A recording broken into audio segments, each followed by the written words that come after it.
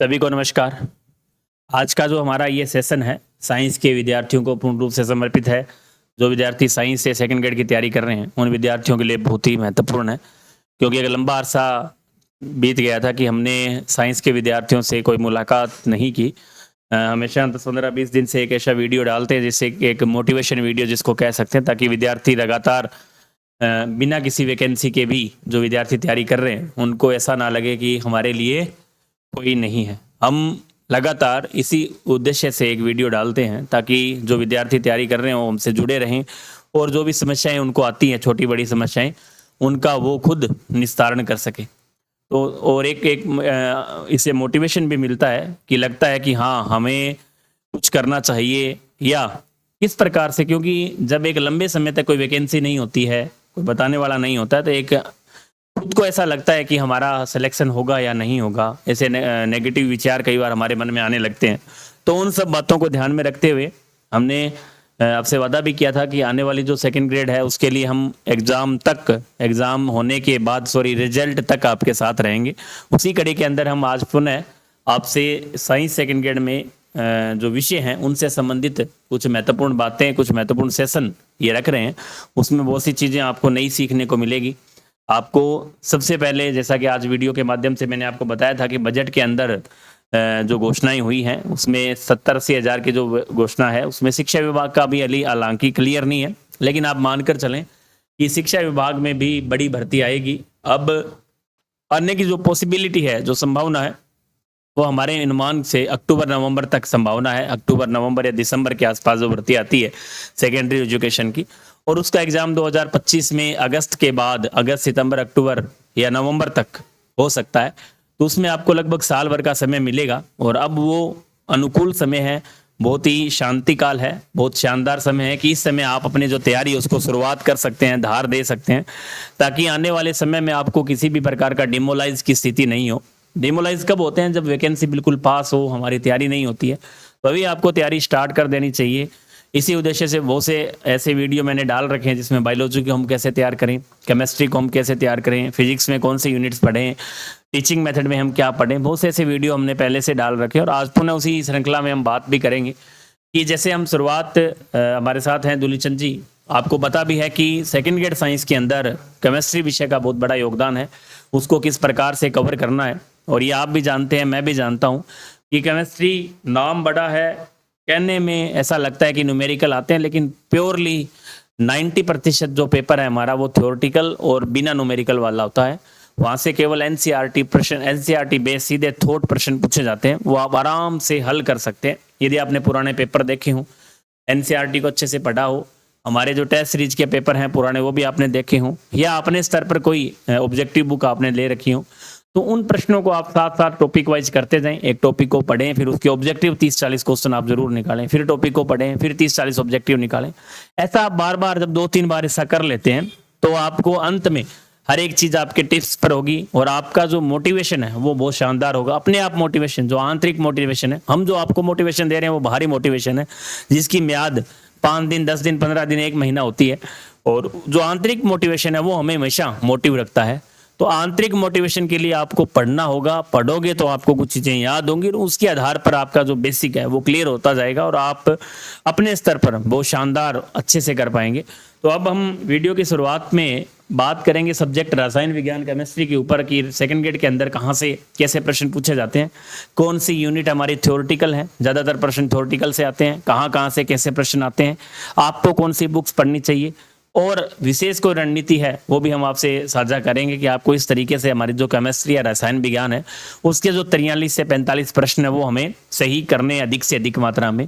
उसके लिए हमारे साथ दुलीचंद जी हैं जो गत भर्ती परीक्षा में हमारे स्टूडेंट रहे हैं और अब सेकंड ग्रेड वरिष्ठ अध्यापक पद पर कार्यरत है। उससे पहले ये लैब असिस्टेंट रह चुके हैं, तो इनको अनुभव भी है, पहले उन्होंने प्राइवेट स्कूल में पढ़ाया भी है, उसके बाद तैयारी के दौरान 2-3 साल लगाए हैं, उसके बाद लैब असिस्टेंट रहे हैं, फिर सेकंड ग्रेड रहे हैं और अब पिछले 1 साल से हमारे अध्यापन का कार्य कर रहे हैं। तो आज वो आपको बताएंगे कि किस प्रकार से हम केमिस्ट्री विषय को संपूर्ण तरीके से किस तरीके से तैयार कर सकते हैं, ताकि आने वाली परीक्षा के हम 35, 34, 33, 36, 40 क्वेश्चन तक हम सही कैसे कर पाएँ।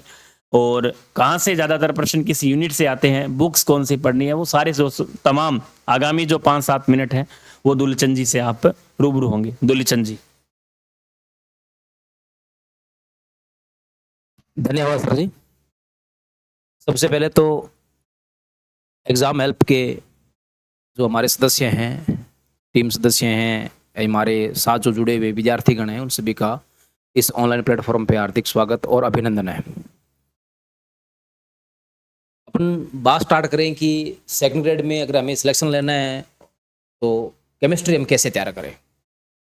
देखो, ये तो सीधी सी स्वाभाविक सी बात है कि केमिस्ट्री सेकंड ग्रेड में अपने आप एक स्कोरिंग सब्जेक्ट है, क्योंकि इसका जो पेपर है वो पूर्णतः 90% जो है थ्योरी बेस्ड रहता है और बड़ा सिंपल रहता है।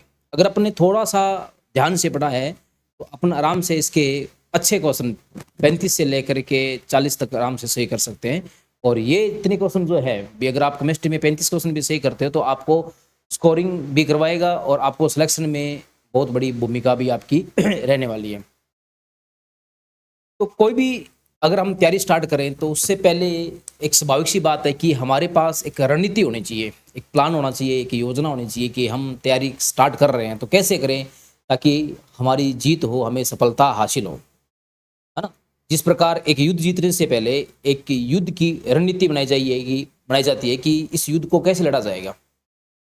और अगर प्लान से, रणनीति से युद्ध लड़ा जाता है तो स्वाभाविक सी है कि उस शासक की हमेशा जीत होती है। और जो भी शासक बिना किसी प्लान के, बिना किसी रणनीति के युद्ध लड़ा है तो उसकी आप इतिहास में आराम से पढ़ते भी है, आपने देखा भी है, सुना भी है कि उसकी हमेशा हार हुई है। ठीक है, तो मेरे कहने का मतलब है कि ये जो एग्जाम है ये भी अपने लिए एक युद्ध स्थल है। यहाँ भी अपने को बड़ी प्लानिंग से उतरना पड़ेगा। बहुत सारे अपने कैपेटिटर हैं, कंपटीशन के इस टाइम में बहुत कंपटीटर हैं और अच्छे अच्छे बैठे हैं, उनको हमें कैसे पछाड़ना है वो डिपेंड करता है हमारी रणनीति पे। ठीक है, ये नहीं है कि हम 8-10 घंटे लगातार पढ़ते रहें हम उनको पछाड़ देंगे, कोई स्वाभाविक से नहीं है। हमारी रणनीति बड़ी स्ट्रांग होनी चाहिए कि मुझे कौन सा टॉपिक पढ़ना है, कितना पढ़ना है, कैसा पढ़ना है और इसको कैसे सोल्व करना है। तो वो रणनीति आपके पास होनी चाहिए। तो उसी रणनीति पे आज हम चर्चा करने वाले हैं कि हम आखिर ऐसा क्या करें कि हमारा सिलेक्शन बिल्कुल हो जाए। और मेहनत तो करनी पड़ेगी, सीधी सी बात है ना। अगर कोई आज इस टाइम में अगर बैठा है, सोच रहा है कि मैं भर्ती आएगी, फिर फॉर्म लगाऊंगा, फिर अगर तैयारी स्टार्ट करूंगा तो सिलेक्शन से बहुत दूर चला जाएगा।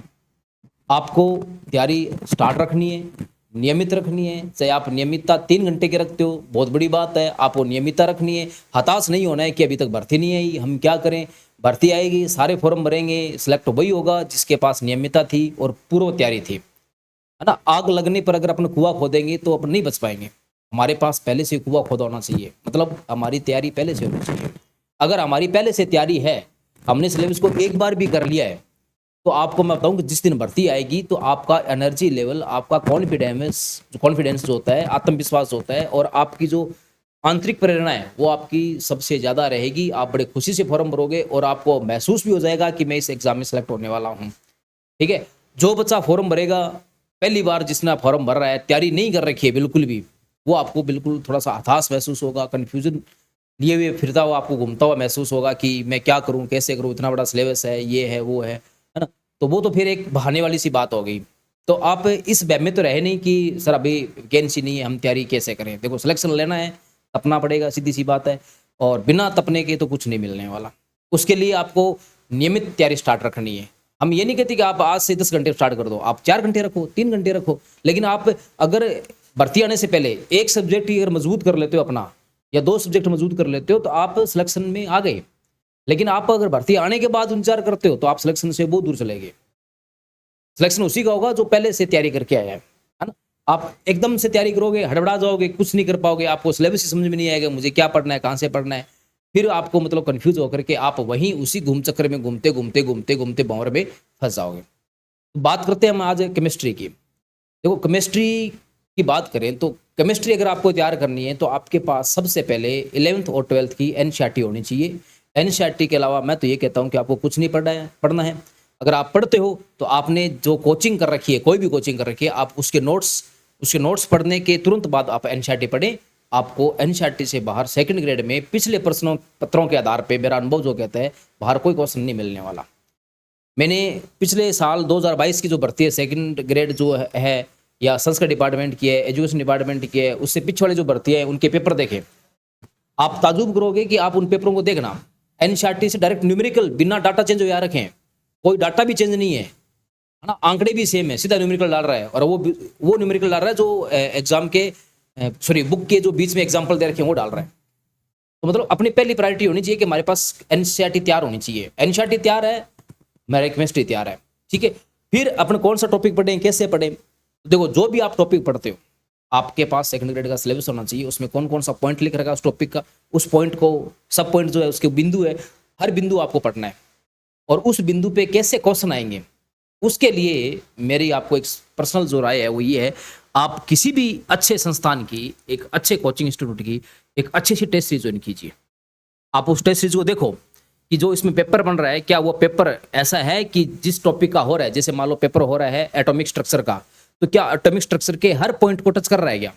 ऐसा नहीं कि एटॉमिक स्ट्रक्चर में तो क्वांटम नंबर भी है, एटॉमिक स्ट्रक्चर में तो आपका डी ब्रोगली प्रिंसिपल भी है, हाइजेनबर्ग का प्रिंसिपल भी है, एटॉमिक स्ट्रक्चर में थोड़े बहुत जो है ये अपना नीर बोल्ट का मॉडल भी है। तो टेस्ट सीरीज जो हो रही है उसमें सारे क्वांटम से प्रश्न बना दिए, बाकी टॉप पॉइंट को टच ही नहीं किया, है ना। ऐसा नहीं होना चाहिए। अपने को ऐसी टेस्ट सीरीज ज्वाइन करनी है जो हर पॉइंट पे क्वेश्चन बनाए, है ना। जैसे उसमें सबसे पहले अपरमाणु जो कण होते हैं वहां से भी प्रश्न बने, भी कौन सा न्यूट्रॉन का द्रव्यमान है, कौन सा प्रोटॉन का द्रव्यमान है, ऐसे क्वेश्चन भी आ जाते हैं। और फिर हम वहां पे बैठ के ना सिर में खाज करते हैं कि सर हमारा ये प्रश्न तो रटने वाला था, अब क्या करें, क्योंकि वहाँ ऑप्शन भी ऐसे सेट होते हैं कि थोड़े बहुत से नजदीक होते हैं, तो फिर हम वहाँ कन्फ्यूज होते हैं, और कन्फ्यूज होते हैं तो हमारा सीधी सी बात है नेगेटिव होता है, और नेगेटिव होने के बाद में हम सिलेक्शन से दूर चले जाते हैं। तो ऐसी टेस्ट सीरीज ज्वाइन करनी है जो हर पॉइंट टू पॉइंट आपका पेपर बनाए। उसके लिए आप आराम से ट्राई कीजिए, अपने साथियों से पूछिए इधर उधर से भी मैं कौन सी टेस्ट सीरीज ज्वाइन करूँ मुझे जो यहाँ पे ऐसा क्वेश्चन मिल सके। दूसरा तैयारी का जो तरीका है वो ये है कि जो भी टॉपिक पढ़ने के बाद आप उसका टेस्ट दें। टेस्ट आपको ये बताएगा कि आपने जो टॉपिक पढ़ा है, एटॉमिक स्ट्रक्चर पढ़ी है, उस एटॉमिक स्ट्रक्चर के किस पॉइंट में आपको प्रॉब्लम आ रही है। उस पॉइंट को फिर आप अपने शिक्षक से मिल करके उसके कंसेप्ट क्लियर करें, उसके जो भी आपके दिमाग में किंतु परंतु है, नोक झोंक है, उसको क्लियर करें ताकि वो नोक झोंक आपको एग्जाम हॉल में परेशान नहीं करे। तो आपकी रणनीति पहले ये होनी चाहिए कि आपके पास सिलेबस हो, एनसीईआरटी बुक हो, सिलेबस आपका किया हुआ हो। अगर नहीं कर रखा है तो भी कोई दिक्कत नहीं है। कोई ऐसा सोचे सर मैं तो पहली बार तैयारी कर रखा हूँ, मैंने अभी तो कोचिंग से सिलेबस नहीं किया, फिर मेरा सिलेक्शन नहीं होगा ना, ऐसा कुछ नहीं है।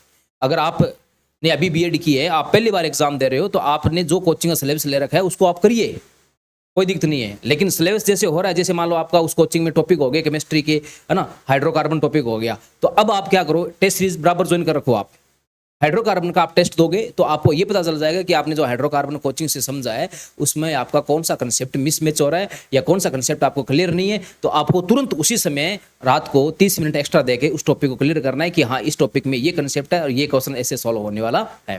तो आपका, तो मैं कह रहा हूँ कि बहुत कम समय में अच्छी तैयारी हो जाएगी। ठीक है, तो इस प्रकार से अपने को तैयारी को जो फाइनल टच देना है तो वो हमारी प्रैक्टिस पे, प्रैक्टिस आपकी टेस्ट सीरीज से होने वाली है। टेस्ट सीरीज आप, हम ये नहीं कहते कि आप हमारी कोचिंग टेस्ट सीरीज ज्वाइन करो, आप किसी की ज्वाइन करो, लेकिन टेस्ट सीरीज ही आपको फाइनल सिलेक्शन देगी। आपका जो है अंतिम सफलता का जो स्वाद है वो आपको टेस्ट सीरीज ही देने वाली है। आप बिना टेस्ट सीरीज दे, बिना पेपर सॉल्व किए अगर आप एग्जाम हॉल में जाकर के बैठते हैं तो आपके लिए वो पहला पेपर होगा। पहले पेपर में आप स्वाभाविक रूप से हड़बड़ाहट करके आप असफलता के पास जाएंगे, सफलता से कोसों दूर हो जाएंगे। लेकिन अगर आपने टेस्ट सीरीज दे रखी है तो मतलब आपने पहले एग्जाम दे रखा है, जब आप एग्जाम हॉल में बैठोगे तो आपके लिए वो री अटेम्प्ट होगा, और री अटेम्प्ट होगा तो आप सफलता के बहुत पास होंगे। आगे रणवीर सर। जैसा सर ने बताया है कि थ्योरी आपने देखा, थ्योरी हम भी पढ़ते हैं, आपने भी पढ़ी है, हमारे ज़माने में हमने पढ़ी है, अब आप पढ़ रहे हैं। थ्योरी जब तक क्लियर नहीं होती है जब तक हम उसके सवाल नहीं कर पाते। हमें सवाल बहुत ज़रूरी है, सवाल करने हैं हमें, आपसे किसी तरीके से करें, आप ऑब्जेक्टिव ज़रूर निकालें। और ऑब्जेक्टिव ऐसे नहीं, हमारे लेवल के, हमारे एग्जाम में पुराने जब आप पेपर देखोगे इस टाइप के प्रश्न हमें निकालने हैं। अब ऐसे ऑब्जेक्टिव तो बहुत से दे रखे हैं, आप सारे ऑब्जेक्टिव भी नहीं निकाल सकते। तो तरह तरह की क्लास बुक्स हैं, बुक्स हालांकि हमारे साइंस के अंदर ज़्यादा नहीं है, फिर भी आपको पुराने पेपर आप ज़रूर देखें, उनके जो ऑब्जेक्टिव प्रश्न आए हुए हैं उनको आप हल करें। जैसा दुलचंद जी ने बताया, टेस्ट के माध्यम से आप उनमें सुधार कर सकते हैं। ऐसा मैंने भी अनुभव किया है, क्योंकि जो बच्चे फर्स्ट 1.0 में थे, ऑफलाइन 2.0 में, 3.0 में, आज वो बिल्कुल सही जगह हैं और बिल्कुल बहुत अच्छा कर रहे हैं। मतलब उनकी रैंक की बात मैं नहीं कर रहा हूँ, रैंक में टाइम लगता है। जब हम पहली बार टेस्ट देते हैं तो हम ये, हमारी मानसिकता क्या है टेस्ट सीरीज के प्रति कि हम टेस्ट दें और हमारी रैंक आए। ऐसा नहीं है, रैंक उन लोगों की आती है जिनके पहले से कॉन्सेप्ट क्लियर है, थ्योरी बहुत शानदार कर रखी है, वो बच्चा रैंक में आएगा। लेकिन जो बच्चा शुरुआत कर रहा है उसके लिए रैंक जरूरी नहीं है, उनके लिए वो जरूरी है कि हम कुछ सवाल जो हैं वो हमारे गलत नहीं होने चाहिए, जो सवाल दिए जा रहे हैं वो हमारे सही हो रहे हैं, हम सीख रहे हैं कि इस टॉपिक से कैसे प्रश्न आए, हमें ये नहीं पता था एटॉमिक स्ट्रक्चर से, केमिकल बॉन्डिंग से, डी ब्लॉक से, एस ब्लॉक से, पी ब्लॉक से किस प्रकार के प्रश्न बनने थे और हमने क्या पढ़ा, हमने केवल रटा है या जो बुक पढ़ी है वो क्या सही पढ़ी है, वो आप जब पता कर पाएंगे जब उनके सवाल देखेंगे। हमें ऐसे क्या पता चलेगा हमारी थ्योरी क्लियर होगी। अब आप उस वे में इसको टेस्ट को ना लेके जाएं कि हम पहली बार टेस्ट दे रहे हैं और हम ये सीधा देखें कि हमारा पहला टेस्ट दिया और हमारी सर रैंक नहीं आई, हमारा तो इसका मतलब तैयारी नहीं है। बहुत से बच्चों की सर ये धारणा रहती है टेस्ट सीरीज का मतलब रैंक और टेस्ट देना, इसका मतलब हमें सब कुछ आ रहा है, हम सब कुछ पढ़ कर टेस्ट दें तो फिर देने की जरूरत क्या है आपको। यदि सब कुछ आ रहा है फिर टेस्ट देने की आवश्यकता क्या है। टेस्ट का मतलब है आपको कुछ नहीं आ रहा, आप उस समय भी ज्वाइन कर सकते हैं, लेकिन उसके साथ साथ आप उस टॉपिक को पहले पढ़ें, चाहे आप रिकॉर्डेड के रूप में पढ़ें, चाहे आप सेल्फ पढ़ें, किसी भी तरीके से आप एक बार पढ़ें, एक बार उसके 10-20% भी निकालें, उसके बाद आप उसका टेस्ट दें। तो आपके जो कॉन्सेप्ट हैं वो हर बार आपको नवीनता मिलेगी। जैसे 1.0 में थे तो नया मिला आपको 2.0 में, 2.0 के बाद हम 3.0 पे हैं तो वहां आपको कुछ और नए प्रश्न मिले, लेकिन प्रश्न वहां वही मिलते हैं, कोई भ्रमित करने वाले नहीं है, केवल वही प्रश्न होंगे जो आपके एग्जाम में आने वाले हैं।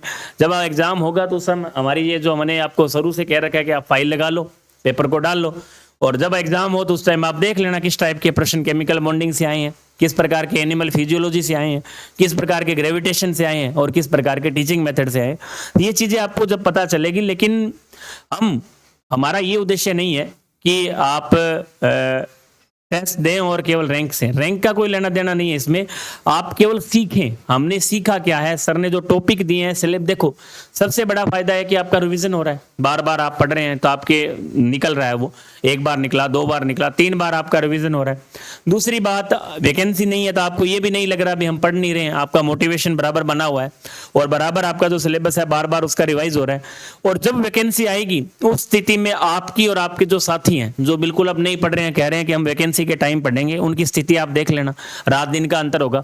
आपको केवल ऐसा होगा बस मैंने तो फॉर्म भरा है और फॉर्म भरते ही सिलेक्शन है, उनको लगेगा यार अब तो इसकी तैयारी नहीं करनी चाहिए, वैकेंसी आ गई, इतना बड़ा सिलेबस है, कैसे करेंगे, चलो रीट की कर लेते हैं, सीईटी की कर लेते हैं। इस प्रकार के सवाल हमें स्वाभाविक देखने को मिलते हैं। आप खुद अनुभव करेंगे, जब वैकेंसी आएगी आपके जो साथी हैं उनसे आप पूछ सकते हैं, देखेंगे आपको खुद ये पता चल जाएगा।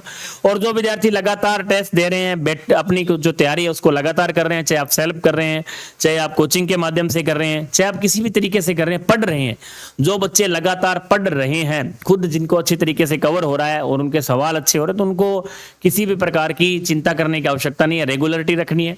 और यदि आप सेकंड ग्रेड की तैयारी करना स्टार्ट कर रहे हैं तो मेरे आइडिया से आपको कम से कम 1 साल देना पड़ेगा। आप 10 से 12 महीने आपको देने पड़ेंगे अलग से, कोचिंग करने के बाद भी आपको 8 से 10 महीने अलग से पढ़ना पड़ेगा। कोचिंग का मतलब तो आप वहां तक पहुंचे, आपने सिलेबस को किया है, उसके बाद उसका रिवीजन और याद करने का जो तरीका है वो बाद के 6-8-10 महीने हैं, उनमें आपको अच्छी मेहनत करनी पड़ेगी, तब जाके आप सेकंड ग्रेड का एग्जाम है जो पास आउट कर पाएंगे। ऐसा हम समय समय पर आपको बताते भी रहते हैं, आप भी सब समझदार हैं, सब पता है कि किस प्रकार से रेगुलरिटी और नियमितता का बहुत बड़ा महत्व है। चाहे आप 4 घंटे पढ़ें, धैर्य बनाए रखें, लक्ष्य एक रखें। ऐसा नहीं है आज आप सेकंड ग्रेड में बैठ रहे हैं, मैंने बच्चों को देखा है कभी लैब असिस्टेंट की सोच लेते हैं, कभी सेकंड ग्रेड की, कभी हम अन्य तैयारी में लग जाते हैं, बीच में छोड़ देते हैं कि हमारा एलडीसी में हो गया सर, हमारा सीटी में हो गया, हमारा सर सीटेट का एग्जाम है। तो इस तरीके के जो भ्रमित है वो छोड़ दीजिए। आज का जमाना कंपटीशन का है, यहाँ आप एक लक्ष्य को लेकर चलेंगे तो ही आप सक्सेस हो पाएंगे। यदि आप मन में 2 घोड़ों पर सवार होंगे या रोज लक्ष्य बदलेंगे तो आप उस लक्ष्य से दूर जाएंगे और किसी भी आप स्ट्रीम में चयनित नहीं होंगे। आपको इसके लिए लगातार मेहनत करनी है, एक पर टिकाव रखना है, टिक कर रहना है, विश्वास करना है। तो ये चीजें आप करेंगे तो धीरे धीरे सीखेंगे। हम बात केमिस्ट्री पे कर रहे थे, केमिस्ट्री में सर ने आपको बताया कि किस प्रकार से केमिस्ट्री की एनसीईआरटी की पुस्तक पढ़नी है, पुराने पेपर देखने हैं, ऑब्जेक्टिव देखने हैं। इसके साथ साथ मैं यूनिट पर भी चर्चा करूंगा कि सर कौन सी ऐसी यूनिट्स हैं जो थ्योरेटिकल हैं। जैसे मैं बता रहा हूं, कुछ आपको सर बताएंगे कि मैंने ऐसा अनुभव किया है, पुराने जो पेपर देखे हैं, हर सब्जेक्ट की हम बात करें तो केमिस्ट्री में जैसे मैं आपको लेके चल रहा हूँ नीचे से लास्ट सिलेबस से, जैसे बहुलक है, every day in life chemistry है, यूनिट 2 पहली हमारी बहुलक हम मान के चल रहे हैं, एवरीडे लाइफ इन केमिस्ट्री है। इसके बाद हमारी सरफेस केमिस्ट्री है जिसे पृष्ठीय रसायन कहा जाता है। इसके अलावा वहां से हम पीछे की तरफ चलें तो हमारी गैस स्टेट है, सॉलिड स्टेट है, द्रव अवस्था है, बिल्कुल थ्योरेटिकल नहीं है। उसके अलावा अकार्बनिक रसायन के अंदर कुछ महत्वपूर्ण यौगिकों के नाम दे रखे हैं, वहां से भी प्रश्न आते हैं। जीरो ग्रुप एलिमेंट है, वो भी हमारा बहुत इंपॉर्टेंट टॉपिक है, छोटा सा टॉपिक है, हर बार एक सवाल हमें देके जाता है। इसके अलावा हम थोड़ा सा ऊपर बढ़े, शुरू में आए तो हमारी आवर्त सारणी की यूनिट है। इसके बाद हमारी केमिकल बॉन्डिंग की यूनिट है, कोऑर्डिनेशन कंपाउंड की यूनिट है, एटॉमिक स्ट्रक्चर की जो यूनिट है। इसके अलावा डी ब्लॉक है, एस ब्लॉक, सारे एस पी डी एफ सारे बिल्कुल थ्योरेटिकल हैं। तो ये जो यूनिटें मैंने आपको बताई हैं, मैंने 10 एक यूनिटों के आपको नाम बताए हैं, इसमें से आपके 30 क्वेश्चन एग्जाम में पूछे जाते हैं। 30 से 32 प्रश्न आपके इन प्योरली थ्योरेटिकल से, जैसे बहुलक से आपके 2 सवाल हर एग्जाम में आते हैं। जैवणु का मैंने नाम नहीं लिया, 1 से 2 सवाल हमारे जैवणु में, कभी प्रोटीन की संरचना, कभी वसा की संरचना, कभी डीएनए की संरचना, कभी एमिनो एसिड, यहाँ से प्रश्न 1-2 प्रश्न यहाँ से भी आते हैं। इसके बाद हम चलें सरफेस केमिस्ट्री में 1-2 आधा सवाल वहां से भी आ जाता है। ठोस अवस्था, द्रव अवस्था है, वहां से भी एक आधा सवाल, 1 से 2 सवाल 101% आते हैं, प्योरली थ्योरेटिकल हैं। इसके अलावा हम एफ ब्लॉक, डी ब्लॉक, यहाँ से लगभग 4-5 सवाल आपके डी और एफ ब्लॉक है, वहां से 3 से 4 सवाल आपके कंफर्म आएंगे। वहां से इकोनॉमिक इंपोर्टेंट उनका यूजेज जो है, उनके और हमारे दैनिक जीवन में यूज क्या है एफ ब्लॉक का, डी ब्लॉक का, इनका जो इलेक्ट्रॉनिक विन्यास है, इनका जो कलर है, इनकी जो चुंबकीय प्रकृति है, ऐसे इस प्रकार के सवाल यहाँ से पूछे जाते हैं, सिंपल सवाल आते हैं। और कोऑर्डिनेशन कंपाउंड है, संकरण आपका केमिकल बॉन्डिंग में है, दोनों में है। तो यहाँ से आप 30-32 सवाल ऐसे आते हैं जो बिल्कुल थ्योरेटिकल हैं, आपको केवल रटने हैं, याद करने।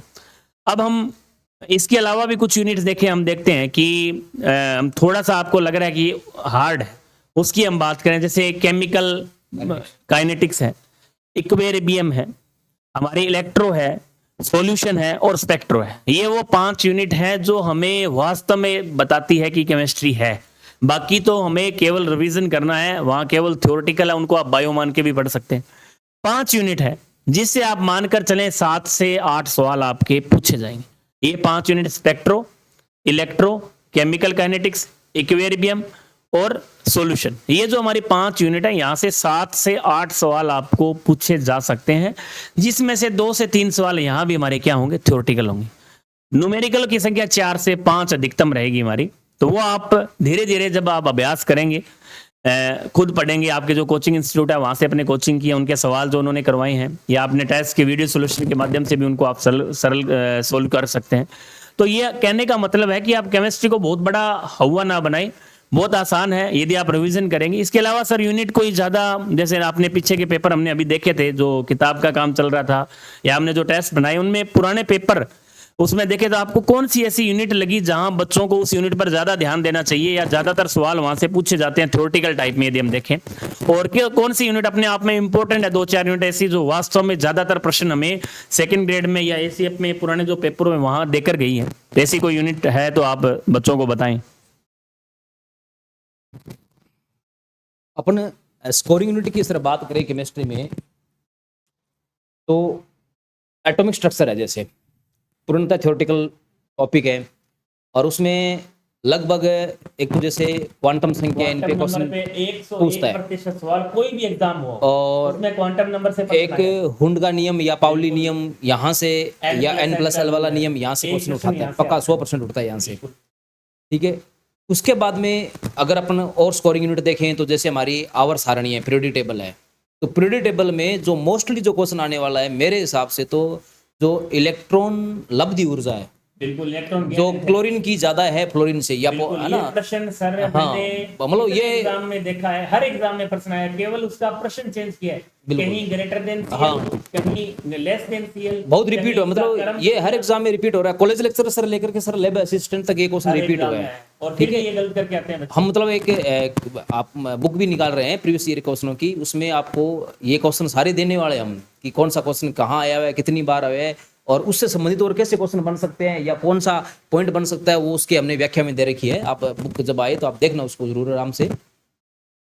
इसके अलावा जो और टॉपिक अपन बात करें जैसे एसपी ब्लॉक है, एसपी ब्लॉक है ना, एस ब्लॉक में अपन बात करें तो एस ब्लॉक में जो आजकल जो प्रश्न का ट्रेंड चल रहा है, वो एक तो जो इनके कलर है, लिथियम के, सोडियम के, पोटेशियम के, इनकी जो है ना ज्वाला परीक्षण है, वहां से क्वेश्चन पिछले साल इन्होंने एक पूछा है, ठीक है। इसके अलावा पी ब्लॉक में बात करें तो पी ब्लॉक में जो पी ब्लॉक के कंपाउंड है जैसे डाइबोरेन है, बहुत अच्छा PCl5 है, PCl5 की संरचना, डाइबोरोन हाँ से इतने प्रश्न बने हुए हैं, आप बहुत- देखोगे एक प्रश्न 101% आपको बिल्कुल। मिलेगा। और बात करें जैसे PCl5 की संरचना है, उसमें अक्षीय बॉन्ड कौन सा होता है, निरक्षीय बॉन्ड कितने होते हैं, ठीक है। और उसके बाद में जो इनके ऑक्सीअमल्स है, बिल्कुल सल्फर के हैं, आपके क्लोरीन के हैं, फास्फोरस के हैं, उनके ऑक्सीअमल पे सर प्रश्न पूछने के बहुत ज्यादा चांसेस रहते हैं।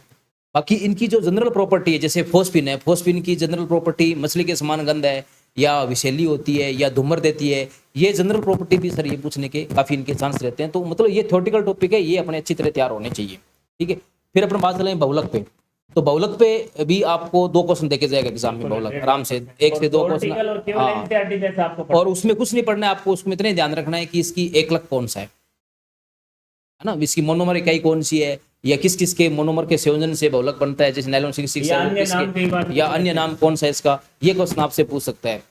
बायोमोलिक्यूल की बात करें तो बायोमोलिक्यूल तो हम केमिस्ट्री के साथ साथ बायोलॉजी में भी पढ़ते हैं, लेकिन बायोलॉजी में जो आप पढ़ते हैं वो अलग है, केमिस्ट्री में थोड़ा सा उसकी जो है एनसीईआरटी में है ना, आप ध्यान देना एनसीईआरटी में उनकी बॉन्डिंग दे रखी है भी कौन सा कार्बन इसके कौन से मोनोमर के साथ में कौन सा कार्बन है, C1C4 बॉन्डिंग है, ग्लाइकोसाइडिक बॉन्डिंग है या सल्फाइड बॉन्डिंग है, या फिर उसमें कभी कभार पूछ लेते हैं इसमें कितने किरेल कार्बन है, या एनोमर एपिमर, हाँ एनोमर एपिमर पूछ लेते हैं, या एनसीईआरटी में दे रखा है अभी आप देखना कि कौन सा जो है ब्रोमीन जल को रंगहीन करेगा, कौन सा नहीं करेगा, रिएक्शन ग्लूकोज की अभिक्रियाएं हैं, हाँ। ब्रोमीन जल के साथ है, वो आपको 3-4 रिएक्शन है, NH4OH के साथ है ना, ये रिएक्शन सॉरी NH2OH के साथ है, ये रिएक्शन आपको याद करके जानी है, क्योंकि अगर नया क्वेश्चन एग्जामिनर फ्रेम करेगा तो उन्हीं रिएक्शन से करने वाला है, ठीक है। इसके बाद में अपन बात करें कि केमिस्ट्री इन एवरीडे लाइफ, तो उनमें आपको जितने भी एग्जाम्पल्स हैं, ठीक है ना, चाहे प्रशांतक के एग्जाम्पल हैं, चाहे आपके एंटीबायोटिक के एग्जाम्पल हैं या एंटीपायरेटिक के एग्जाम्पल है, वो एग्जाम्पल आपको याद होने चाहिए। सीधा एग्जाम्पल पूछता है, पिछले साल भी सीधा एग्जाम्पल पूछा है और एनसीईआरटी से ही पूछा है, ठीक है। इसके अलावा और थ्योरेटिकल क्वेश्चन जैसे डी ब्लॉक और एफ ब्लॉक है ना, तो डी ब्लॉक में तो मेनली जो पूछता है वो इनके चुंबकीय, एक तो इलेक्ट्रॉन विन्यास, एक चुंबकीय आघूर्ण कितना होगा इसका, और दूसरा पूछता है कि किस में प्रबल धात्विक बंध है, क्योंकि उसमें वहां एक आता है कि जितने अयुग्मित इलेक्ट्रॉन होंगे उतना हाँ उसमें प्रबल धात्विक बंध होगा। और एक क्वेश्चन वहां से अभी तक नहीं बना है, वो क्वेश्चन जो है वो कण एंथैल्पी का है, ठीक है। कण एंथैल्पी का क्वेश्चन अभी एनसीईआरटी से नहीं उठा है, तो आप एनसीईआरटी में जो कण एंथैल्पी दे रखी है डी ब्लॉक में, उसको आप जरूर एक्स्ट्रा के तौर पे तैयार करके जाएं, क्योंकि एग्जामिनर अगर सोचता है, मूड चेंज होता है कि नहीं मैं पीछे वाला क्वेश्चन नहीं दूंगा, मैं तो नया क्वेश्चन बनाऊंगा, तो वो पहला उसका जो अटैक होगा वो कण एंथैल्पी पे ही होने वाला है। और कण एंथैल्पी कैसे है, क्या उसका ऑर्डर है, ये एनसीईआरटी में शॉर्ट और स्वीट में बहुत अच्छे तरीके से दे रखा है, ठीक है। उसके बाद में एफ ब्लॉक में चलें तो एफ ब्लॉक में जो सबसे मेन बात है वो है इलेक्ट्रॉनिक कॉन्फ़िगरेशन की, यही पूछता है कि इसका इलेक्ट्रॉनिक कॉन्फ़िगरेशन क्या होगा, ठीक है। हाँ जैसे गैडोलिनियम है, हाँ जो अपवाद है ना उनके इलेक्ट्रॉनिक कॉन्फ़िगरेशन आपको याद होने चाहिए, लेंथेनाइड को आपको बिल्कुल रट लेना है एनसीईआरटी में, उनका इलेक्ट्रॉन कॉन्फ़िगरेशन क्या है, इलेक्ट्रॉनिक विन्यास क्या है, उसके बाद उनके जो उपयोग है, दैनिक जीवन में उपयोग भी पूछ लिए जाते हैं, लेंथेनम का क्या, लेंथेनाइड का क्या उपयोग है, या अति भारी तत्व क्या है, ज्यादा उसमें एग्जाम्पल भी नहीं दे रखे, 2-4 एग्जाम्पल एनसीईआरटी में वो अपने ध्यान में रखने। फिर बात करें अपन जैसे अपना एक टॉपिक है जीरो ब्लॉक, जीरो ब्लॉक छोटा सा टॉपिक है, 1-1.5 पेज का टॉपिक है, कोई ज्यादा बड़ा टॉपिक नहीं है, वहां से पक्का एक क्वेश्चन आता है, और वो ये मान लो अगर क्वेश्चन अपन गलत करते हैं तो अपन सिलेक्शन से दूर ही है, नजदीक नहीं है। तो उसमें अपने क्या करना है, उसमें अपने को एक तो ये जो गैसें दे रखी है उनके उपयोग भी ध्यान रखने हैं, हीलियम का क्या उपयोग है, नियोन का क्या है, जिनोन का क्या है, ठीक है ना, ये उपयोग ध्यान रखना है। और दूसरा उनमें जो ध्यान रखना है वो कभी कभार उनमें पीछे जो है जिनोन के कंपाउंड दे रखे हैं सर, उन जिनोन के कंपाउंड की स्ट्रक्चर पूछ लेता है, बिल्कुल ठीक है ना, तो वो स्ट्रक्चर तो आप केमिकल बॉन्डिंग में संकरण में पढ़ते हैं, वहीं से तैयार कर लो। फिर भी आपको एक बार अच्छे तरीके से यहाँ पे तैयारी करके जानी है, क्योंकि देखो अपने को तो सिलेक्शन लेना है, सिलेक्शन लेने के लिए बार बार रिवीजन करना पड़ेगा। अब कोई कहता है सर मैंने 2 बार रिवीजन कर लिया, अब मन ही नहीं कर रहा, देखता हूँ तो ऐसा लगता है जैसे सारा कुछ पढ़ा हुआ है, उल्टी आती है, तो भाई उल्टी आ रही है तो सिलेक्शन से आप दूर है ना। अपना है, जितना पढ़ेंगे ना वो अपना ही है, मैं जितनी बार रिवीजन करूंगा वो मेरा है, मैं जितनी बार रिवीजन कर रहा हूँ सिलेक्शन में उतना पास जा रहा हूँ, दूसरा मेरे से उतना पीछे रह रहा है। अगर मैं कह दूं सर मैं तो 2 बार मैंने पढ़ लिया, अब मेरी तो हिम्मत है नहीं बार बार इसको देखने की, मैं तो इसी उब गया हूँ, तो भाई साहब सिलेक्शन के अपने आसपास नहीं है। आपको ये तो दिमाग में लाने नहीं है कि मतलब मैंने इसको 2 बार पढ़ लिया अब इससे मेरा कोई रिलेशन नहीं है, नहीं, आपको सिलेक्शन लेना है तो आप उसको बार बार पढ़ो, जितने बार पढ़ सको उतना पढ़ो, जितना टेस्ट दे सको उतना टेस्ट दो, जितनी टेस्ट सीरीज ऐसे कुछ बच्चे मैंने देखे हैं सर हमने तो 1.0 टेस्ट सीरीज कर ली थी, 2.0 नहीं कर रहे, या एक टेस्ट सीरीज हमने कर ली दूसरी हम नहीं कर रहे हैं, अभी तो हम कोचिंग कर रहे हैं। कोचिंग कर रहे हैं या जो करना था वो कर लिया सर, बार बार पैसे लगाने से क्या मतलब है? नहीं भाई साहब, आप टेस्ट सीरीज दोगे, आपकी नियमितता रहेगी, आप उबाऊपन मत लाइए। अगर आपके दिमाग में सब्जेक्ट के प्रति उबाऊपन आ गया एक बार, तो आप उस सब्जेक्ट से धीरे धीरे बहुत दूर चले जाओगे, वो सब्जेक्ट आपको स्कोरिंग नहीं देने वाला है। इसलिए हर सब्जेक्ट को आप बड़े खुशी से, है ना, बड़े जोश से आप पढ़ो, चाहे थोड़े पढ़ो उसको उसी दिन, लेकिन पढ़ो उसको, आपने टच में रखो, टच से आप दूर मत रखो, ठीक है। और आपके दिमाग में रहना चाहिए कि मेरी इस सब्जेक्ट में, चाहे वो केमिस्ट्री है, बायोलॉजी है, फिजिक्स है, कि कौन सा टॉपिक मेरा क्लियर नहीं है, कौन सा टॉपिक मेरा क्लियर है ना। एक कहावत है कि समझदार बढ़िया जो होता है ना, वो अपने गोदाम की डेली बोरियां गिनता है कि मेरी पूरी बोरियां है या नहीं है ना। उसको पता है कि चोरी नहीं हुई है, लेकिन फिर भी वो एक बार अपनी तसल्ली के लिए गिनता है, क्योंकि उससे उसका लगाव बढ़ता है।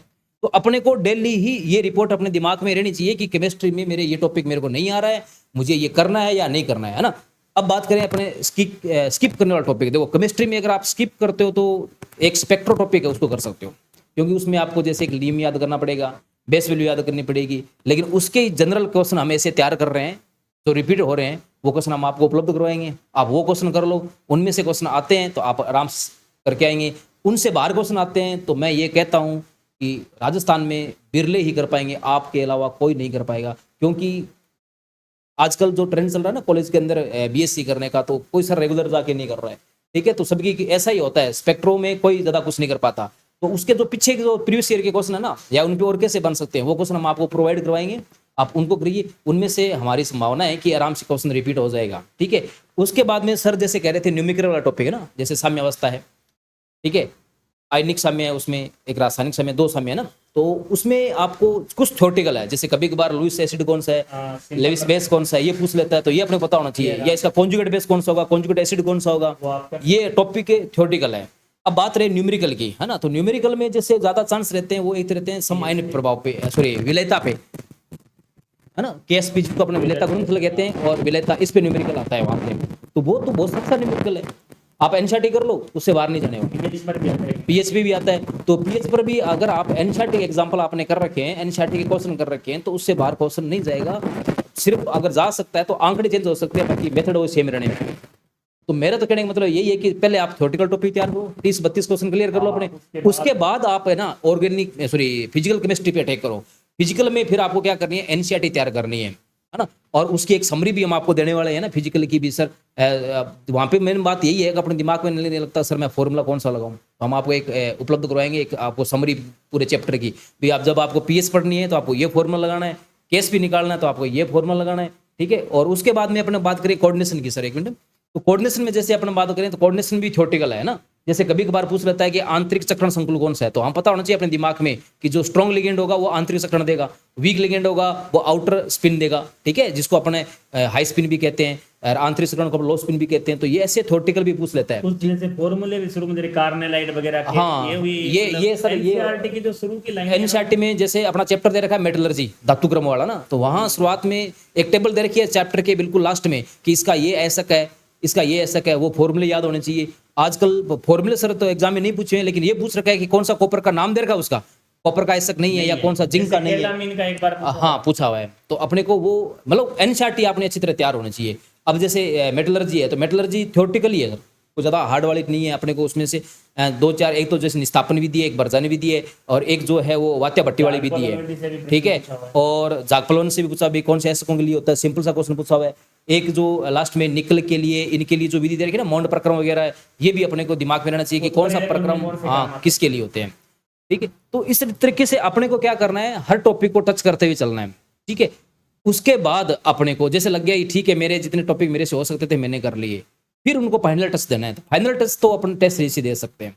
मैं तो कहता हूँ आप टेस्ट सीरीज ज्वाइन रखो साथ में, आपने चाहे वो टॉपिक ढंग से पढ़ा है या नहीं पढ़ा है। अगर आपने एक बार उस टॉपिक को चलते चलते पढ़ा है, मेरे कहने का मतलब है कि आपने सरसरी नजर से पढ़ा है, तो आप उसे टेस्ट दीजिए।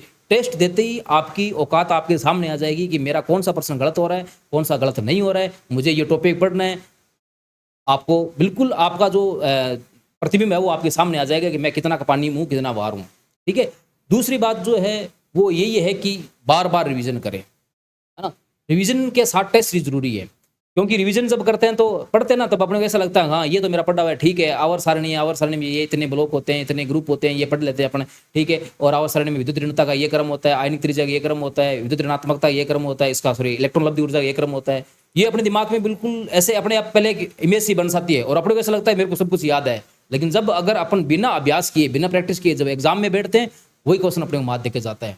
तो उस अभ्यास को अगर मजबूत करना है तो आप टेस्ट सीरीज ज्वाइन कीजिए, और अच्छी टेस्ट सीरीज ज्वाइन करके आप करोगे, आपको मैं कह रहा हूं जो टॉपिक बहुत अच्छे से आपके दिमाग में फीड है, वही टॉपिक आपको टेस्ट सीरीज के समय आपको कंफ्यूज कर देगा कि आपको इसका आंसर क्या टच करना है ना। तो वो आपको क्लियर करना है, तो आप टेस्ट सीरीज के बाद में अपने शिक्षक से मिलो, उससे क्लियर करो सर ये कंसेप्ट मेरा गड़बड़ हुआ है, या आपको अपने पता चल जाएगा कि ये इसका आंसर ये होने जाना था, ये मैं इसका ये करके हूँ, मतलब मेरे यहाँ मिस प्लेस है कंसेप्ट, तो उस कंसेप्ट को आप दुरुस्त कीजिए। और अगर इस टाइप से आप बार बार रिविजन से, टेस्ट सीरीज से तैयारी करोगे, आपका एक आत्मविश्वास रखोगे, है ना। दूसरी बात है, कभी भी तैयारी करते समय स्ट्रेस नहीं लेना है कि मेरा होगा सिलेक्शन नहीं होगा। आप तैयारी करते रहो खुश मिजाज होकर के, खुशी मन से, आपका श्योर सिलेक्शन होगा। ज़्यादा नींद भी नहीं निकालनी। कोई कहेंगे सर मैं तो रात को पूरी रात पढ़ता हूँ, सिलेक्शन होगा, नहीं होगा। नींद प्रॉपर लेनी है, और जितना आपका दिमाग शांत रहेगा, आपका कॉन्फिडेंस रहेगा, आप इंटरनली जितने खुश रहोगे, आपके सिलेक्शन के चांस उतने ज़्यादा हैं। आप स्ट्रेस ले लेते हो, नहीं मेरे तो फिजिक्स नहीं हो रही, मैं क्या करूँ, केमिस्ट्री में ये टॉपिक नहीं हो रहा, मैं क्या करूँ, बायोलॉजी में मेरे को क्लासिफिकेशन याद नहीं हो रहा, मैं क्या करूँ, वो आपको सिलेक्शन से बहुत दूर ले जाएंगे। अगर आपका टॉपिक नहीं हो रहा है तो आप उस टॉपिक की टेंशन छोड़ो, आप दूसरे टॉपिक पे डालो कि ठीक है ये नहीं हो रहा मेरे को, लेकिन मैं इस पे इतना अच्छा कर लूंगा कि इससे मैं सारे क्वेश्चन निकाल लूंगा, तो आपका सिलेक्शन हो जाएगा, है ना। और कट ऑफ कितनी रहती है ये तो आपने सेकेंड ग्रेड में अच्छी तरह देखी है ना। सारा जरूरी 100% कोई तैयार करके नहीं जा सकता, और न कोई कभी तैयार करके गया है, ठीक है।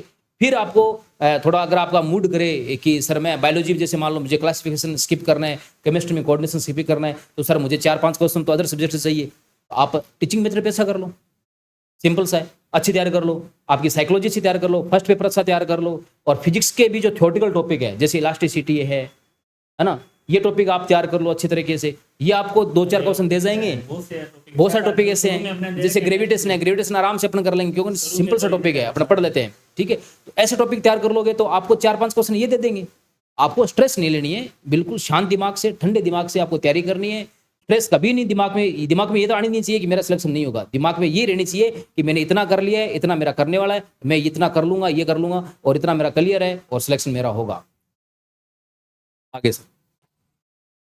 जैसा बताया कि मैं आपको बार बार बताता हूं कि हमें वो चीजें पहले करनी चाहिए जो हमें आ रही है या आसान है, क्योंकि उनसे हमारा जो कॉन्फिडेंस है, सेल्फ कॉन्फिडेंस है, बढ़ता है। हमें पता लगता है कि हाँ यार हमने इतना कर लिया, अब इतना तो हमें आ रहा है, आगे हम कर लेंगे। यदि आप पहले हार्ड टॉपिक को लेके बैठेंगे तो आप कैसे करेंगे उनको। तो आप सबसे पहले, इसीलिए हमने थ्योरेटिकल यूनिट के बारे में चर्चा किया कि यूनिट को रट लें, घोट लें, पी लें। उनके बाद आपकी जो बचती है 4 यूनिट, उनमें आपको टाइम नहीं लगेगा, फिर आपको सामने दिखेगा मेरे को तो 4 ही यूनिट याद करनी है, हो जाएगी। तो आप पहले उनको भी थ्योरेटिकल कर सकते हैं। जो 4 यूनिटें हैं उनमें भी थ्योरेटिकल क्वेश्चन आते हैं। मैंने आपको बताया न्यूमेरिकल प्योर से 3 से 4 ही आएंगे।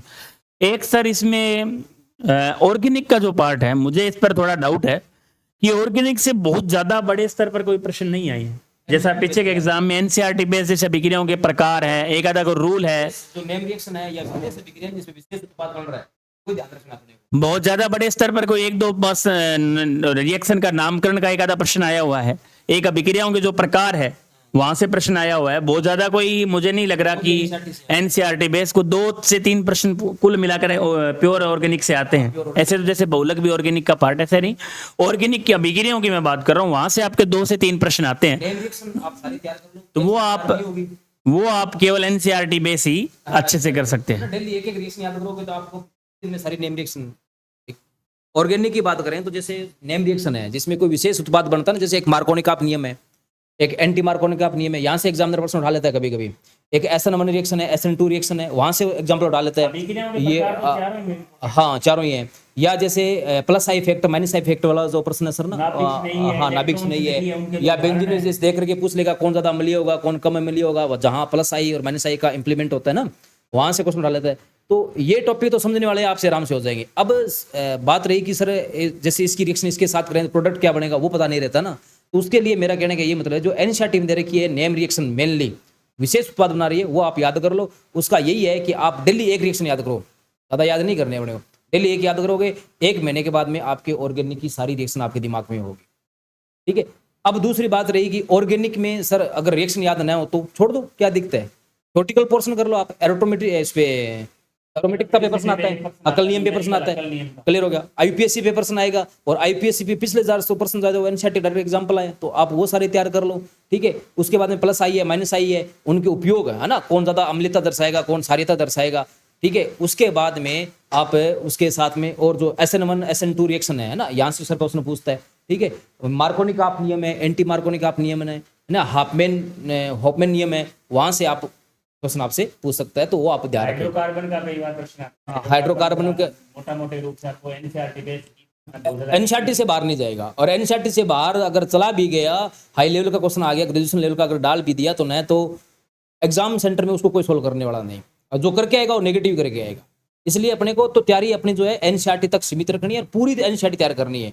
उससे बाहर आपका एनसीईआरटी से बाहर पेपर जो आपका नहीं जाने वाला है, कोई 2-4 प्रश्न इधर उधर से होंगे, उनसे अपने कोई क्वेश्चन अपने सिलेक्शन पे इफेक्ट भी नहीं पड़ने वाला है। अपने को मतलब सीमित पढ़ना है, अच्छा पढ़ना है, और स्मार्ट तरीके से पढ़ना है, वही अपने को सिलेक्शन दे सकता है। बाकी अगर अपना हाथ पैर इधर मारते रहे कि मैं वो भी पढ़ दूँ, वो भी पढ़ दूँ, वो भी पढ़ दूँ, तो आप हाथ पैर ही मारते रह जाओगे, आपका सिलेक्शन नहीं होना रहा है। सिलेक्शन करने के लिए आपको पता होना चाहिए कि मेरा बैंक बैलेंस इतना है, मतलब मेरे इतने टॉपिक क्लियर तैयार हैं, अब मेरे को इतने टॉपिक और तैयार करने हैं। अपनी स्टार्टिंग करो, सरल टॉपिक से करो, ताकि आप है ना आत्मविश्वास आपका जागे, और आप एक कॉन्फिडेंस रहे कि ठीक है मैं आगे वाला कर लूँगा। और हार्ड जो टॉपिक है ना, वो आप बाद में करें, और उनको बाद में करें, थोड़ा टाइम दे के करें, अच्छे से करें, वो भी हो जाएंगे, ऐसा नहीं है। क्योंकि अगर आपका बेस तैयार हो गया तो वो टॉपिक भी अच्छे हो जाएंगे, फिर आपको वो भी सरल लगने लगेंगे। आप एकदम से है ना स्पेक्ट्रो स्टार्ट कर दोगे, या एकदम से सर मैं तो साम्य पढ़ना है मेरे को, तो नहीं कर पाओगे आप। पहले आप आराम से स्टार्ट से लिए, पीरियोडिक टेबल से चलिए, एटॉमिक स्ट्रक्चर पढ़िए, केमिकल बॉन्डिंग पढ़िए, एस ब्लॉक पी ब्लॉक पढ़िए, धीरे धीरे धीरे धीरे धीरे धीरे फिर आप जो है हार्ड वाला टॉपिक लीजिए, तो आपके सिलेक्शन के बहुत ज़्यादा अच्छे अवसर बन जाएंगे, और आप श्योरली सिलेक्ट होंगे। एक जैसे टेस्ट सीरीज हमारी जो चल रही है 3.0, उसमें ये समस्या भी आती है कि बच्चे टेस्ट दे नहीं रहे। उससे लोगों ने ले रखी है, लेकिन रेगुलरिटी नहीं, उसका कोई मतलब नहीं है। फिर यदि आप टेस्ट सीरीज ले रखी है, ऑफलाइन विद्यार्थियों को भी मैं कह रहा हूँ कि आप रेगुलर नियमित रहें। मैंने आपको बताया, आपको नहीं आ रहा कोई बात नहीं, कोई शर्म नहीं, आप सीखोगे। यहाँ आओगे तो सीखोगे। घर बैठे बैठे टेस्ट सीरीज लेने से, पैसे लगाने से कोई मतलब नहीं है, कोई रेगुलरिटी नहीं होगी आपकी, कोई नियमितता नहीं होगी। आप रेगुलर आए, नियमित हो, धीरे धीरे आप गलतियां, जब पता कब चलेगी हमें गलतियां, जब हम यहाँ आएंगे, हम पेपर देंगे, जब भी तो हमारी गलती का एहसास होगा। हम पेपर, अब बहुत से ऐसे बच्चे, सर टेस्ट सीरीज हमने 6 महीने पहले ले ली थी, लेकिन अभी तक नहीं की, वो पड़ी है, तो वो काम क्या आ रही है आपकी पड़ी हुई। आप regular topic wise recorded course आपके पास है, आप क्लास लगा के टेस्ट दे लें, आपको थोड़ा आइडिया हो जाएगा भी हाँ हमने जो पढ़ा है वो वास्तव में सही है। और जिन विद्यार्थियों का पूरा सिलेबस कवर है, उनके लिए डबल फायदा है। उनको ये फायदा है कि उनको ये पता भी चल जाएगा भी मेरा कोर्स तो पूरा हो गया, अब मेरे को अभ्यास ही अभ्यास करना है, तो वो बच्चे भी इसके लिए डबल, दोनों के लिए फायदा है इसमें। तो आपका जो सिलेबस नहीं भी हुआ है तो भी आपको रेगुलरिटी रखनी है, नियमितता रखनी है, और आना है। आओगे जब भी आपको पता चलेगा कि हम टेस्ट देंगे। कमियां कब निकलेगी? जब हम उसको टेस्ट देंगे, पढ़ेंगे, जाके एनालिसिस करेंगे, वीडियो सॉल्यूशन देखेंगे, तो आपको वो सवाल आएंगे। हम डरते रहेंगे तो लास्ट में एग्जाम आ जाएगा, फिर हम करेंगे कब? तो टेस्ट उनको ही लेना है जो वास्तव में आप ईमानदारी से करें। यदि आप ईमानदारी से नहीं कर रहे हैं, नहीं पढ़ रहे हैं, तो कोई मतलब नहीं उसका। तो आप रेगुलर रहें, नियमित रखें। जो चीजें आपको नहीं आ रही है, ऑफलाइन विद्यार्थी तो हमसे पूछ लेते हैं, ऑनलाइन वाले के लिए हमने वीडियो सोल्यूशन की सुविधा दे रखी है, और आपके कहने पर काफी ऑफर भी दिए हैं, और बिल्कुल नाम मात्र के शुल्क पर 979 में 979 रुपए में आपको with video solution 3.0 live test series मिल रही है। बताओ, उसमें आपको ये जो 900 रुपए हैं, वो आप जब टेस्ट पूरा करेंगे, 16 टेस्ट आप दे देंगे, वीडियो सोल्यूशन देख लेंगे, तो आप खुद कहेंगे कि वो 900 रुपए हमारे पूरे कंप्लीट हो गए। कारण क्योंकि उसमें आपको रिवीजन होगा, टेस्ट रिवीजन टेस्ट में आपका जो सिलेबस है 3.5 महीने के अंदर आपका 2-3 बार रिवीजन हो जाएगा, तो आपको पता चल जाएगा। एक आपकी जो रेगुलरिटी है, नियमितता है, वो भी बनी रहेगी। सिलेबस निकल जाएगा 2-3 बार, अच्छे प्रश्न आपको मिल जाएंगे। तो ये चीजें बहुत जरूरी हैं। कब जरूरी है? अब टेस्ट सीरीज तो बहुत सी चल रही होंगी राजस्थान में, लेकिन टेस्ट के नाम पर हमारी पूरी संस्था केवल टेस्ट के, अब सिलेबस लॉन्च करना कोई बड़ी बात नहीं, हम कल कर सकते हैं। लेकिन हम एक बार जिस उद्देश्य के लिए काम कर रहे हैं, हमें पता है कि हम जिस काम को कर रहे हैं उसको पूर्ण रूप से करें, ईमानदारी से करें, अच्छे तरीके से करें, ताकि बच्चा टेस्ट नहीं, ये हमारा ऑब्जेक्टिव सिलेबस आप मान सकते हैं इसको। ऑब्जेक्टिव सिलेबस है पूरा, ऑब्जेक्टिव टॉपिक वाइज पूरा ऑब्जेक्टिव सिलेबस है। टेस्ट का मतलब है कि आपने कहीं से उठाया दे दिया और बच्चों ने कर लिया दे दिया और वो टेस्ट हो गया। टेस्ट ऐसा नहीं है। टेस्ट का पूरा सिलेबस है, शेड्यूल है, एनालिसिस है, और उसके बाद आपको ये भी पता है कि किस प्रकार के प्रश्न किस टॉपिक से बन रहे हैं, वो प्रश्न हम डाल रहे हैं।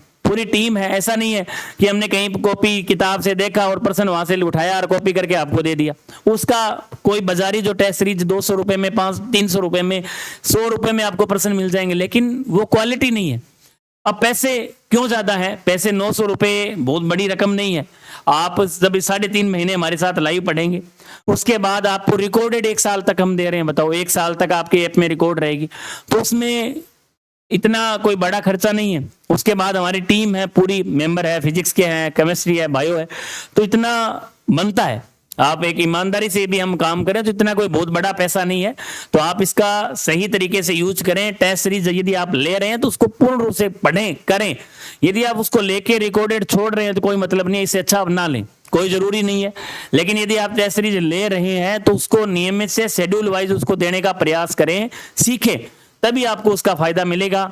आपको जैसे अगला टेस्ट हमारा प्लांट टेक्सोनोमी का है, तो वहां भी आपको चीजें सीखने की मिलेगी। प्लांट टेक्सोनोमी में हमें क्या करना है। इसके अलावा केमिस्ट्री में जैसे एस ब्लॉक, पी ब्लॉक है, फिजिक्स में रे ऑप्टिक्स है, ऐसे जो टॉपिक है वहां से आपको पता चलेगा कि वास्तव में हमें करना क्या है, किस प्रकार के प्रश्न वहां से आते हैं और हम क्या जो पढ़ रहे हैं वो सही है। ये चीजें हमें सीखने बहुत जरूरी है कि हम जो मैटर पढ़ रहे हैं क्या हम सही दिशा में है या नहीं है, ये आपको उसी से पता चलता है। तो आज हमारा जो सेशन था केवल केमिस्ट्री विषय के ऊपर था, क्योंकि वीडियो काफी लंबा भी हो जाता है। तो ऐसा नहीं है कि हम छोटे टुकड़ों में, हम आगे अन्य विषय पर भी हम चर्चा करेंगे। आज हमने केमिस्ट्री विषय पर चर्चा की कि सेकंड ग्रेड के अंदर केमिस्ट्री को हम कैसे कर सकते हैं, कैसे स्कोर बना सकते हैं और क्यों स्कोरिंग है, ये भी हमने बताया कि ये इसका बहुत बड़ा मिजाज है। ऐसे बहुत से साथी हैं सर, कई बार बच्चे भी आते हैं, टेस्ट में भी है, ऑनलाइन भी है, कि हम केमिस्ट्री विषय से पीजी हैं या हम केमिस्ट्री पढ़ा रहे हैं। उनके लिए तो सुनहरा मौका है। वो एक भी व्यक्ति नहीं रहेगा जिसको केमिस्ट्री का 11वीं 12वीं विषय का भी नॉलेज है, वो 101% सेकंड ग्रेड बनेगा। फाइनल टच देना है, फाइनल सिलेक्शन उसका होगा 101%। उनको घबराने की आवश्यकता नहीं है बिल्कुल भी। केमिस्ट्री बहुत शानदार करनी है, बायो आप नॉर्मल भी कर लेंगे तो भी हमारा सिलेक्शन पक्का है। आगे के विषयों में हम, आगे का जो सेशन रहेगा 5, 7, 10 दिन में, उस पर हम बायो में, केमिस्ट्री, फिजिक्स में और टीचिंग मेथड में ऐसा एक सेशन रखेंगे। लगातार आपसे जुड़े रहेंगे, आने वाले समय में ऐसे वीडियो हमारे आते रहेंगे ताकि बच्चे डिमोलाइज ना हो, लगातार नियमित रूप से जुड़े रहें। क्योंकि मैंने देखा है कोचिंग इंस्टीट्यूट बहुत है राजस्थान के अंदर, बहुत से लोग सिलेबस करवा रहे हैं, लेकिन सिलेबस करवाना सेकेंड ग्रेड के लिए सिलेबस कोई बड़ी चीज नहीं है, बच्चा कर लेता है। लेकिन बच्चे का साथ रहना, लगातार आप साथ जुड़े रहें, पॉइंट टू पॉइंट आप उसको बताएं भी यहाँ ये चीजें यहाँ से पढ़नी है, तो बच्चे के लिए थोड़ी आसान हो जाती है। ऐसी चीजें हमने देखी है, क्योंकि हमने जब तैयारी की तो उस टाइम ऐसा कोई सिस्टम नहीं था, कोई प्लेटफॉर्म नहीं था ऑनलाइन, केवल ऑफलाइन थे। जो सर ने पढ़ा दिया, नोट्स बना लिए, खुद मेहनत करके हमने पढ़ा है, खुद ने रटा है। तो अब जमाना थोड़ा टेक्निकल है, तो यहाँ आपको यदि ऐसा मौका मिल रहा है तो आप उन मौकों का फायदा लें। आप अनुभवी व्यक्तियों का जहाँ से भी आपको ज्ञान मिले आप उनसे लें, चाहे आपका बड़ा भाई हो, आपके साथी हो, कोई टीचर्स हो, तो उनसे आपको फायदा लेना चाहिए। क्योंकि आपको उसमें जो चीज हम बताएंगे आपको अतिरिक्त मेहनत नहीं करनी पड़ेगी। अब हमने आपको बता दिया ये चीज टॉपिक्स इंपॉर्टेंट है, आप इस तरीके से पढ़ें तो आपको उसका फायदा मिलेगा। एक आप खुद देखेंगे कि कहाँ से प्रश्न आते हैं, किस प्रकार के हैं, तो वहां थोड़ा सा समय लगता है। तो इस प्रकार से आप मेहनत करें, हमारी पूरी टीम आपके साथ है, कंधे से कंधा मिलाकर हम आपसे चल रहे हैं और आने वाले समय भी हम आपके साथ रहेंगे। तो रेगुलर नियमितता बनाए रखें, धैर्य बनाए रखें, टारगेट को फिक्स रखें। केवल सेकंड ग्रेड मतलब सेकंड ग्रेड ही अपने को पढ़ना है, ऐसा नहीं आप कभी थर्ड ग्रेड में, कभी सी-टेट में, कभी एच-टेट में, ऐसा नहीं करना। हमें केवल हमारा सिलेबस को बार बार पढ़ना है। भर्तियां जरूर और निश्चित रूप से आएंगी। हम आपको बार बार बताते हैं कि जब तक गवर्नमेंट स्कूल राजस्थान में है भर्तियां खत्म नहीं होगी, टीचरों की आवश्यकता चलती रहेंगी, रिटायरमेंट होते रहेंगे और इसके अलावा इनमें पदों का जो पदोन्नतियां हैं वो भी चलती रहेंगी। तो आपको समय लगेगा, लेकिन निश्चित रूप से आपका जो टारगेट पहला है कि आपको तैयार करना है, तैयारी आपकी होनी चाहिए। भर्तियों का आप इंतजार पहले ना करें, पहले आप ये सोचें कि हमारी तैयारी है या नहीं है। तो आज के सेशन में कुछ दुलचंद जी और बोलना चाह रहे हैं, फाइनल बता दो बच्चों को और उसके बाद हम आज का सेशन एंड करते हैं। आगे के सेशन में फिर आपसे मुलाकात करेंगे। प्लानिंग के बारे में तो सर पूरा उनको जैसे बता ही दिया है कि कैसे क्या करना है अपने को, है ना। तो प्लानिंग में अपना मतलब शॉर्ट एंड स्वीट यही है कि पहले अपने को तो सिंपल टॉपिक है वो तैयार करने, फिर उनके बाद में अपने को हार्ड टॉपिक तैयार करने, नियमितता रखनी है। वैकेंसी आएगी तो हमारी तैयारी होनी चाहिए, हमें उनसे डर नहीं लगना चाहिए कि हाँ कभी वैकेंसी आ जाए, सही हमारी तैयारी है, ठीक है। और वैकेंसी आने के बाद तैयारी करोगे तो सिलेक्शन से अपना बहुत दूर है, कोई चांस अपने नहीं है। बाय लक अगर हो जाए तो कोई अलग बात है, बाकी भर्ती आने पे तैयारी करके सिलेक्शन बहुत कम चांस होते हैं, ठीक है।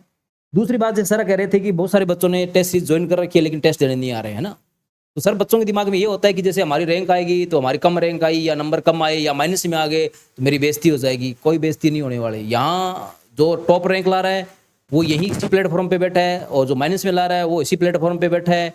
टॉप रैंक वाला इसलिए टॉप रैंक पे है क्योंकि उसने नियमितता रखी है, तैयारी की है, और वो सिलेक्शन भी लेगा। नहीं, उसका पहली बार और- रैंक नहीं आई सर, उसने 1.0 हाँ। दिया है, 2.0 दिया, मतलब उसने मेहनत की है, मेहनत की है, तब उसने अपने कंसेप्ट क्लियर किए हैं। तो अपने डायरेक्ट रैंक इस बेइज्जती से मत रहो कि मेरी बेइज्जती हो जाएगी। क्या बेइज्जती? क्या बेइज्जती? स्टूडेंट में लाइफ में कोई बेइज्जती नहीं होती। अपने को टेस्ट देना है, पैसे दिए हमने, नेगेटिव आए पॉजिटिव आए वो हमारी टेंशन है। नेगेटिव आए तो क्यों आए, हम उस पर सुधार करना है अपना। टेस्ट सीरीज हमने इसलिए नहीं दी कि हम हमारा स्टैंडर्ड बनाए।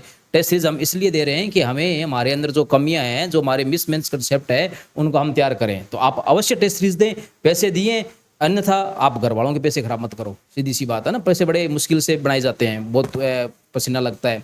तो आप टेस्ट सीरीज दो, चाहे आपकी रैंक कम आए ज़्यादा आए। इस बार कम आएगी, अगली बार अच्छी आ जाएगी, अगली बार और अच्छी आ जाएगी। तैयारी नियमित रखेंगे तो आएगी। टेस्ट नहीं दोगे तो आपको दो नुकसान, एक तो आपकी कमियां आपसे छुपी रहेगी कि मेरे अंदर क्या कमी है, दूसरा आपका टॉपिक आपने वो नहीं पढ़ोगे। आप बिल्कुल निश्चित हो जाएगी मेरे को टेस्ट नहीं देना, मैं टॉपिक क्यों पढ़ूं। तो आप तो फिर सिलेक्शन से बहुत दूर चले गए, आप तो और नेगेटिव चले गए। इससे अच्छा अगर आपने टॉपिक नहीं पढ़ा है तो भी आप टेस्ट देने आओ, और टेस्ट दे करके अपना उस कॉमन सेंस पता चलेगा कि मैं किस टॉपिक में कहाँ लड़खड़ा रहा हूँ, उसको घर पे जाके तैयार करो। ऐसे अगर आप 2-4 टेस्ट देंगे हिम्मत करके, तो आपका धीरे धीरे अपने आप टेस्ट सीरीज से, आपकी पुस्तक से, आपके सब्जेक्ट से लगाव हो जाएगा, और आप खुद को कभी भी है ना बेइज्जती फील नहीं करोगे कि मेरी बेइज्जती हो गई। टेस्ट में रैंक आना कोई बड़ी बात नहीं है। रैंक अपने को तो वहाँ चाहिए, सीधी सी बात है। सिलेक्शन चाहिए, है ना, वहाँ से अपना सिलेक्शन जो है 1 नंबर रैंक से होता है तो वही बात है, और 150 नंबर रैंक से होता है तो वही बात है। और जिसकी रैंक आ रही है वो बच्चे श्योरली, सीधी सी बात है कि मेहनत कर रहे हैं, उन्होंने मेहनत की है, वो भी 0 प्लेटफॉर्म से स्टार्ट हुए हैं, धीरे धीरे उन्होंने मेहनत करके ऊपर उठे हैं, इसलिए आज उनकी रैंक आ रही है। और आगे भी पूर्णतः विश्वास के साथ कह रहा हूँ कि उनकी आगे भी रैंक आएगी, क्योंकि वो मेहनत कर रहे हैं, डर के नहीं भाग रहे हैं, है ना। भी मेरी बेइज्जती हो जाएगी, डरना नहीं है, टेस्ट लगातार देना है, आत्मविश्वास रखना है, और आपकी भी एक दिन रैंक आएगी, आपका भी सिलेक्शन होगा, आप भी सरकारी टीचर बनेंगे। बिल्कुल सही है। आपको रेगुलरिटी और नियमितता रखनी है, आने वाले समय में मेहनत करनी है, तभी आप इस प्लेटफॉर्म तक पहुंच पाएंगे, टीचर्स बन पाएंगे। तो इस बेइज्जती वाला जो बात है वो ये है कि आपको लगता है आज चलो हम मान रहे हैं भी हमारी बेइज्जती हो रही है या हमें फील हो रहा है, लेकिन जब आप फाइनल पेपर में अनसक्सेस होंगे तो आप किसको बताएंगे उस टाइम? उससे बड़ी बेइज्जती होगी, उसमें सब पूरे वर्ल्ड को पता चल जाएगा, पूरे राजस्थान को पता चलेगा, पूरे समाज को पता चलेगा भी आपका सिलेक्शन नहीं हुआ। आज तो केवल हमारे तक ये बात है, रणवीर सर, दुलीचंद सर 2 ही जानते हैं भी ये बच्चा नहीं आया, लेकिन आप उस समय अपनी कहाँ छुपाओगे उन चीजों को? समाज आपको नहीं जीने देगा। तो आप उन चीजों को छोड़ दें, कोई दिक्कत नहीं है। धीरे धीरे सब इस परिस्थितियों से गुजरे हैं, जो टॉपर है वो भी धीरे धीरे पढ़ के टॉप हो रहे हैं।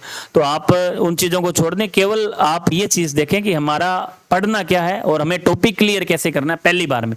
दूसरी बार जब हो तो आप उस समय रैंक की तरफ जा सकते हैं, जब आपका सिलेबस कंप्लीट है और आप सब कुछ पढ़ चुके हैं, उस समय आप रैंक की ओर जा सकते हैं। तो आज के सेशन में बस इतना ही।